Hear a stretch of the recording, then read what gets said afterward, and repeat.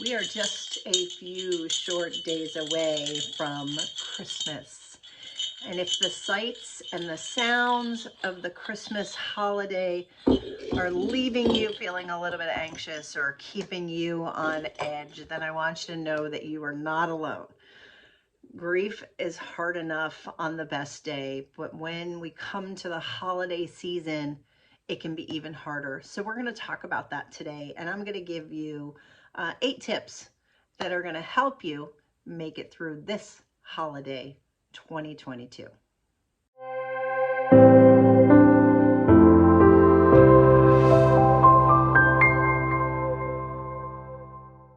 Welcome back to Grief Inspired. My name is Catherine McNulty, and if you don't know me, I want to encourage you to check out this video, check out my videos. Make sure to hit the subscribe button and the bell icon to be notified when I release new videos, which I do every single week.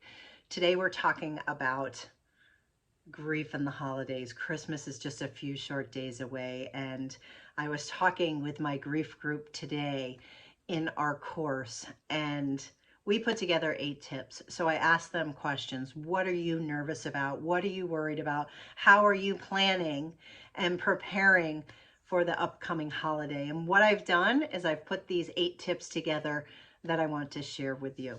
The first tip that we talked about today in the course with the amazing humans who just completed my 12-week grief course is this: listen to your needs. Do what's right for you.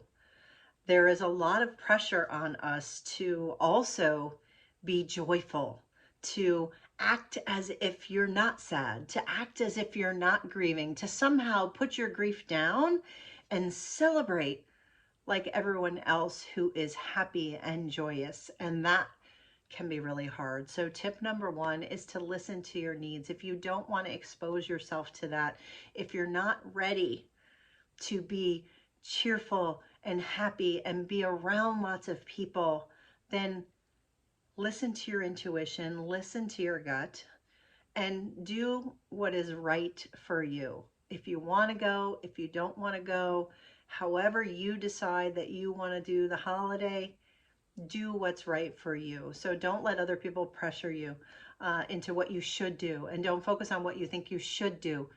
Do what is right for you. Tip number 2 is to create a plan for what you want to have happen. We've had some folks talk about how sometimes our families don't even acknowledge our loss. And this is so painful.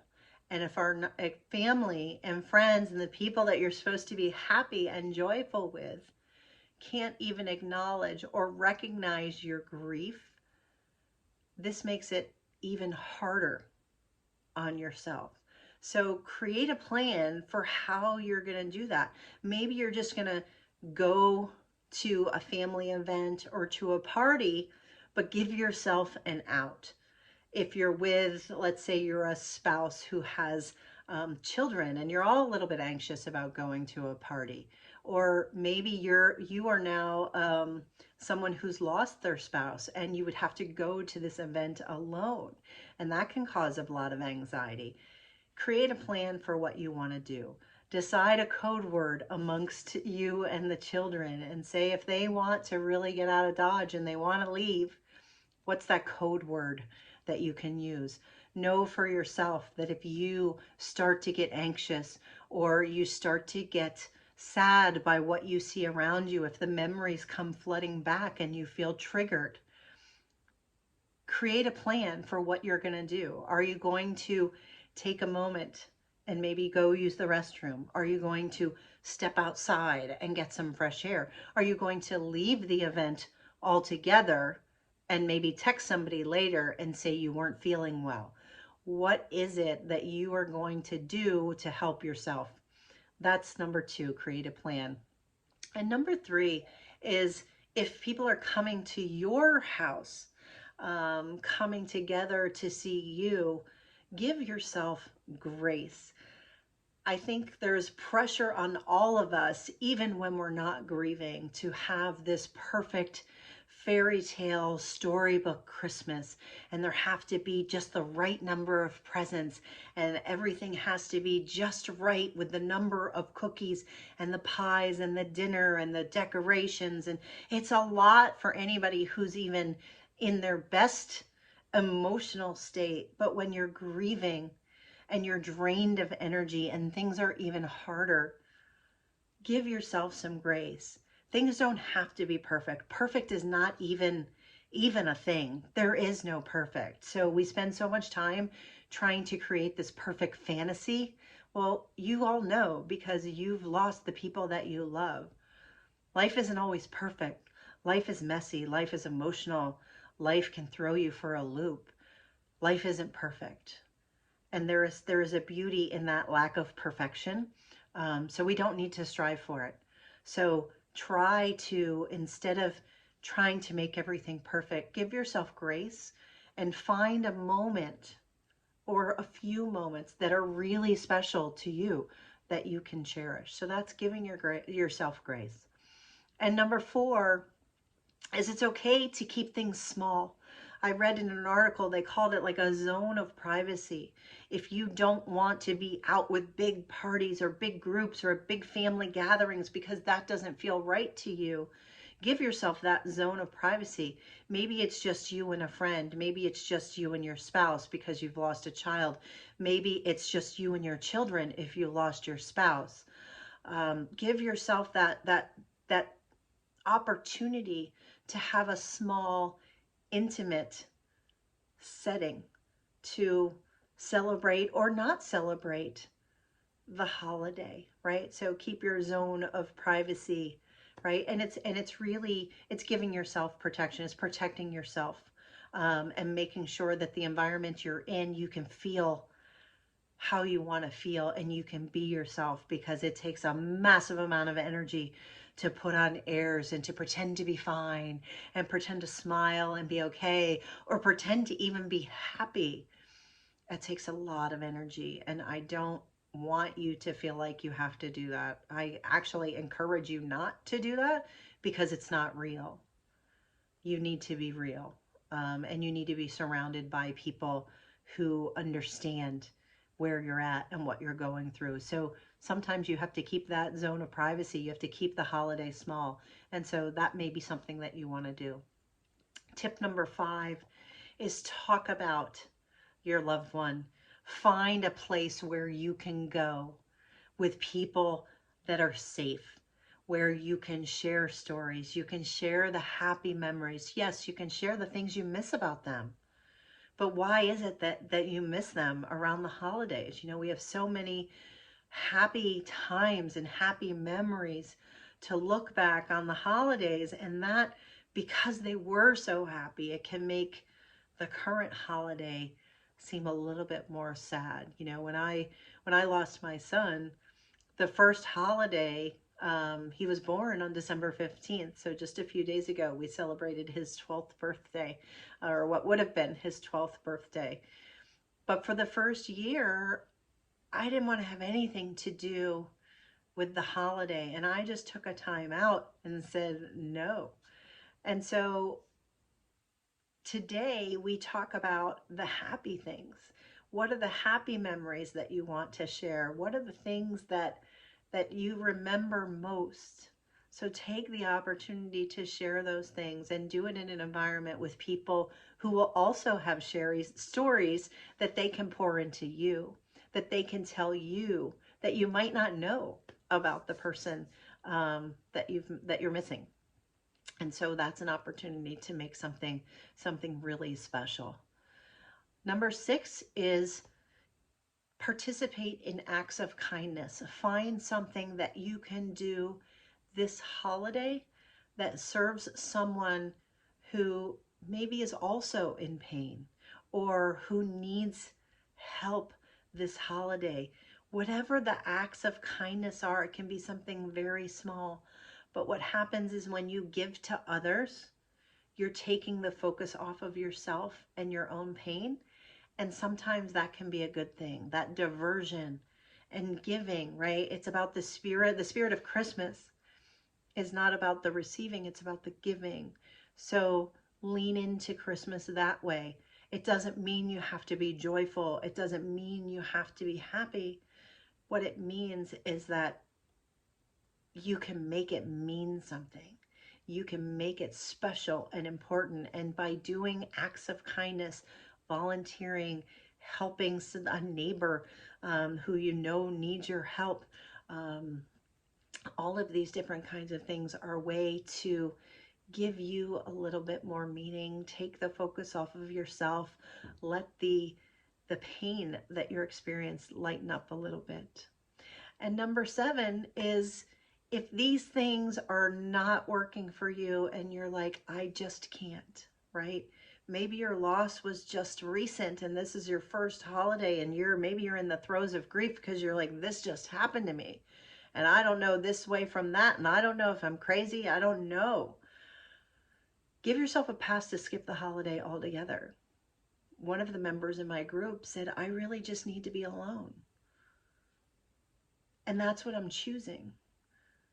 And so we talked about it and we said, okay, well, if you want to be alone, take time to be alone, but also and skip the holiday, but have people on the ready, have people that you're going to talk to for maybe 30 minutes, 40 minutes on certain days, because being alone is good, but we also know that grief isolates us. And if we're alone too much, that can sometimes not be a good thing. So have somebody at the ready who you trust, who you care about. If you don't know or you don't have that person, I will be monitoring this YouTube channel. Send me a message, comment on this video.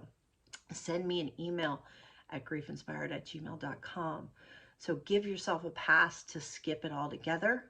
You can do it alone, but you don't have to if you don't want to. And maybe a combination there is what's right for you. And then finally, tip number 8 is think about and consider creating new memories. You're going to spend time thinking about all the Christmases past, the things that you enjoyed. Well, now that they are not here, what new memory can you start creating that's celebrating them? You may have seen the post that I put out just recently, or if you follow me on Instagram or on TikTok, you may have seen some of the videos. On the anniversary of my son's death, we went to, here in San Diego, we went to the Lightscape event. And it really was a celebration. And we did something together as a family to honor Jackson. And as we walked through the lights and we looked at the beauty around us, and there were fairy lights and twinkle lights and lasers, it was really spectacular. But it was a new memory that we were creating that had to do with my son Jackson. So I want to encourage you to do those things too. Start creating new memories. We don't want to admit that we need to move forward in our grief, but we absolutely have to do that. We have to do that. We have to find new meaning and purpose, and creating new memories can be a way of doing that. So I hope these 8 tips help you. To reiterate them again, it was 1, listen to your needs and do what's right for you. Number 2 is create a plan for what you want to have happen so that things go the way you want them to go, and give you a little bit more control in a somewhat uncontrollable time. Tip number 3 was to give yourself grace. It doesn't have to be perfect. Perfection is a lie, and the truth is always right. Tip number 4, it's okay to keep your holidays small. We talked about that zone of privacy. If you need to create a zone of privacy, do it. Tip number 5 was talk about and share happy memories. Talk about them. Share memories. Encourage the people that are around you to do the same. What do they remember about your loved one? Tip number 6 was engage in an act of kindness. Find someone else that you can support this holiday season, because taking the focus off of you can lighten your grief a bit. And tip number 7 was give yourself a pass. If you want to skip it all together, give yourself the pass and skip the holiday this year. It comes every year. You can worry about it next year. And then tip number 8 was never be worried about creating new memories. Create new memories that are going to honor the person or the people that you've lost, that pay tribute to them. And remember that by doing that, you are helping to create a future for yourself and a path forward. My tagline here at Grief Inspired is a path to happiness after loss. That yes, it is possible to have a path to healing and to happiness and to joy. And I want so very much to help you all with that. So if I can help you, I want you to reach out to me. If you have a question that you're concerned about, reach out to me at griefInspired@gmail.com and let's have a conversation about it. You do not have to do this alone. Grief is hard all of the time. And sometimes at Christmas, it's a little bit harder. So make sure that you take care of yourself. Remember that the reason why you hurt so much is because you love them so much. Christmas is about love. Yes, it's about joy and happiness, but you can find your own joy and happiness in the amount of love that you have for the person that you're hurting so much for. So God bless you all. I hope that Christmas goes well. Let me know what you're going to do. If you have more tips, drop them here too. And let's just support each other this holiday season. Bye for now.